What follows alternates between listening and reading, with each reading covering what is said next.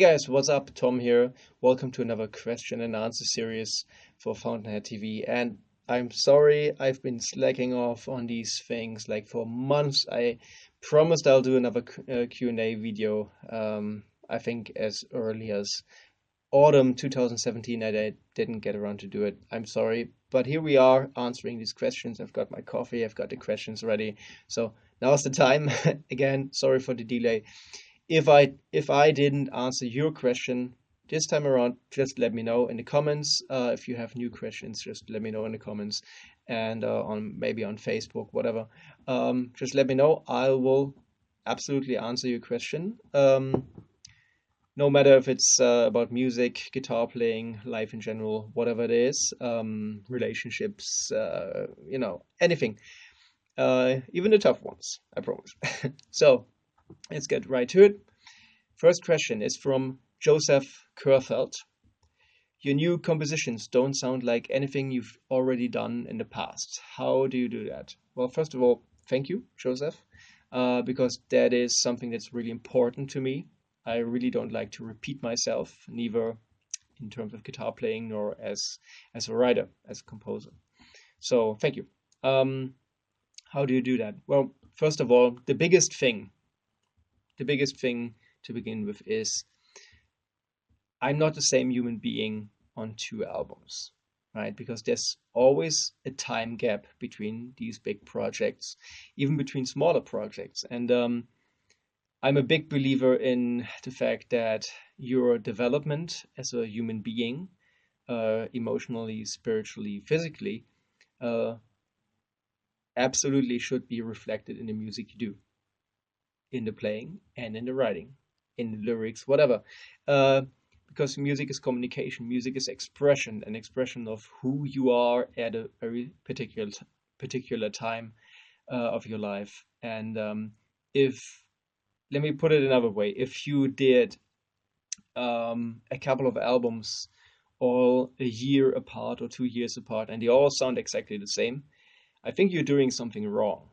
Because again, I think the development that you've made as a human being should be reflected. So if they all sound the same, either you haven't developed as a human being, which should make you think where the problem is, because being born in this world, in this universe as a human being, means change, means adapting, means evolution. And if your life stays exactly the same for many years, I think you're in trouble in some kind of way. And like at the minimum, you've been slacking off in terms of learning and progressing, because I think life is about learning, it's about evolving, it's about becoming smarter, stronger, faster, better in various ways.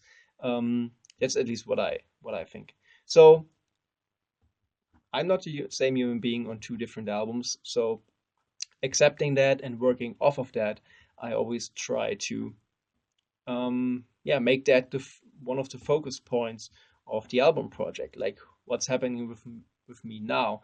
What are my views and my emotions and my epiphanies right now that I couldn't express on the last albums?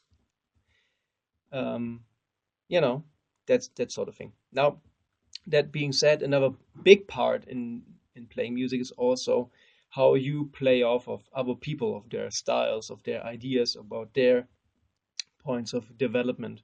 If you get together with other musicians, you're obviously going to have an exchange of ideas and energy. And the the more different their style and their approach is to yours, obviously the bigger the impact is going to be on what you do, because it puts you into maybe uncomfortable but also like very rewarding new scenarios that you wouldn't have gotten yourself into otherwise. So I'm also a big fan of that, to play with people and to work with people who can bring something to the table that was maybe not the case on a previous album that you did.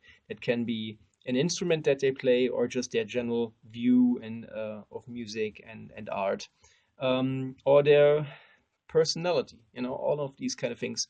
I think it's really important to keep it fresh and to actively seek out, um, collaborators and situations and means to express yourself, if you can follow me there, um, in order to keep it fresh, in order to not make the same thing twice, because that is lazy in art.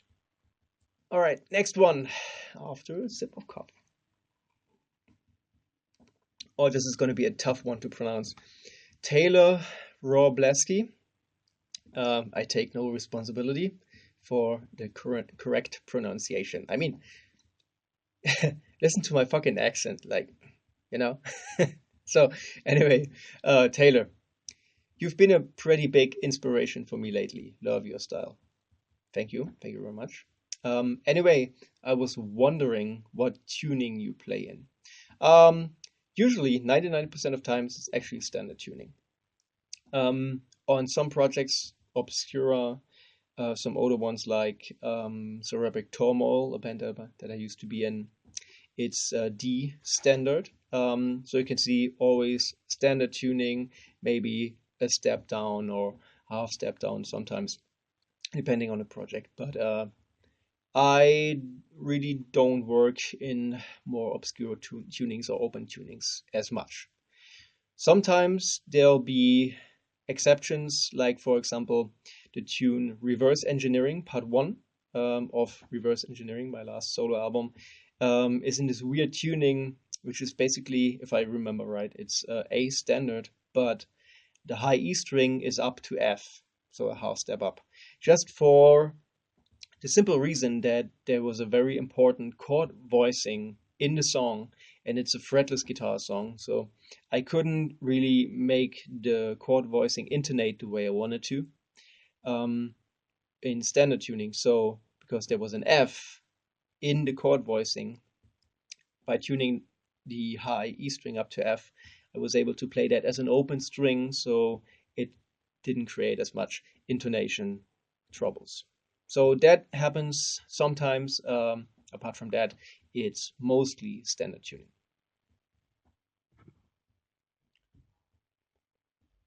All right, Saul Goodman, attorney at law. Right. Do you ever utilize eight finger tapping? Yeah, matter of fact, I do. I'm not quite buckethead, uh, so to speak, but I do utilize eight finger tapping in various ways. The eight finger tapping thing can mean quite a few different things. There's several approaches that you can take to that. Um, I've seen people do like these chordal tapping things where they will tap a chord voicing and hear another chord voicing with both hands. That's something I really don't do a lot of, just because I don't really like the sound of tapping, especially in a clean scenario. I think it's been done like ad nauseum. Um, and then like what I do is usually in a lead guitar scenario where I will maybe play like a giant arpeggio between left and right hand, or maybe chromatics. There's a little um, bit in the guitar solo for Ascension where I'll be playing four chromatic notes of the right hand, four chromatic notes of the left hand, but not like in conjunction, but like on different strings. So like on the E string, on the D string, on the A string, on the G string, stuff like that. So it creates these broken, it's basically a chromatic scale, but broken up. um, so these are the kind of things I do with eight finger tapping. I don't use it so much like in the buckethead way, where you will um, play these harmonized runs, where he will play a phrase with the left hand and then harmonize it with the right hand. Stuff like that, I don't do that much of. Um, I mean, the eight finger tapping thing is complex. There's many things you can do with it. Some things I like to do, like there's bits like in the Ascension solo, for example, where I will play chromatics, 4 chromatic notes with the right hand, 4 chromatic notes with the left hand, but not one after the other. But so the right hand will tap these chromatic notes on the E string, then the left hand will tap these chromatic notes on the D string, A string, G string, and so on and so forth. So it creates a chromatic scale, but it's broken up because I'm not playing them, A, B, C, D, E, F, G, and so on, but like on different parts of the neck.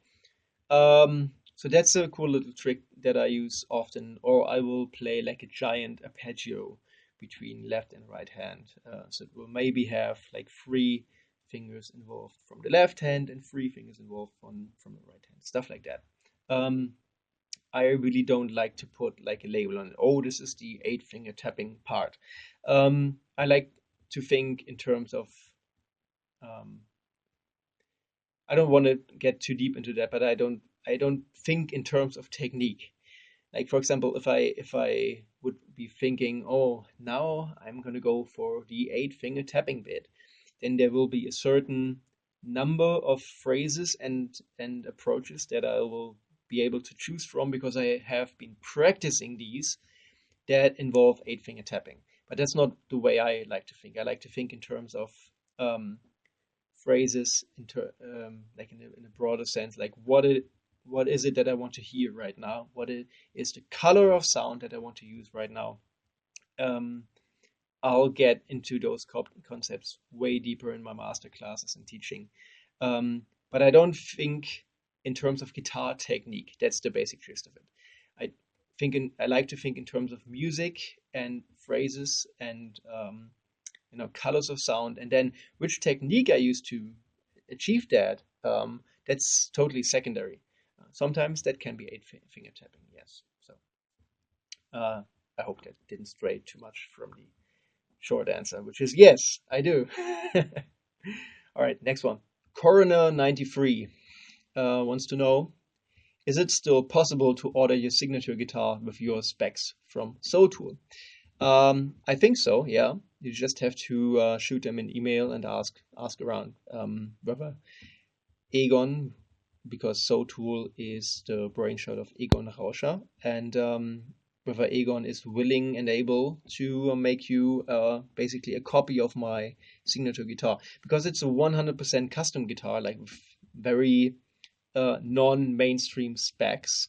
Um, you can't just go into a store and ask for the fountainhead Soultool, because chances are they've never even heard of Soultool because they don't have like broad distribution like that a company like Fender or PRS has. That being said, like if you email them and you ask them about pricing, then I think they should be able to replicate the Fountainhead guitar for you. Yeah. Last question for today. Dale Rose wants to know. This is a long one. If the price was right and it involved you recording it in your home studio and sending it off, would you be opposed to record guest solos for another album by Obscura or any other artist with whom you've fallen out? Um, Dale, so before I answer that question, let me just focus on the artist whom you've fallen out part. Because the Obscura bit, I mean, it's been well documented by this point. Like most of what went on there. Now, the thing is, that's like the complete exception to the rule. Like um, artists who I've had like serious fallouts. Artists with whom I've fallen out, that is very rare. Um, Let me say this. If you're working in the music business, it's a creative business, but it's also a business. So there's bound to be disagreements because you're not working in a vacuum. You're working with people. You're working with a team of people in many cases. And what happens is that there's always disagreements, like on almost every project ever, whether you're working with close friends or with people you've never even met, or maybe you're working for somebody who's who's been an idol to you for all of your life, there's always going to be different viewpoints and different opinions and different approaches. And part of growing up in the music business and developing your skills is how to deal with that. And I wasn't uh, that great at it when I was younger, when I was in my early 20s. There was definitely some drama here and there, like big egos, and people had to have it their way, including me sometimes. Um, but as you get older and you do way more projects, and I mean, I've done dozens upon dozens of albums over the years and recording projects. So you eventually get better um, at navigating these things, at being, more able to compromise, but also in better to in the terms that you're making the other party aware of your viewpoints and where you're coming from. So these communication and social skills get better with every project. And that being said, um, there's I've been very fortunate in that regard. Even though there, as I said, there was some drama along the way, like when I was younger, which obviously was partly my fault. Just being really pushy about some ideas that I had.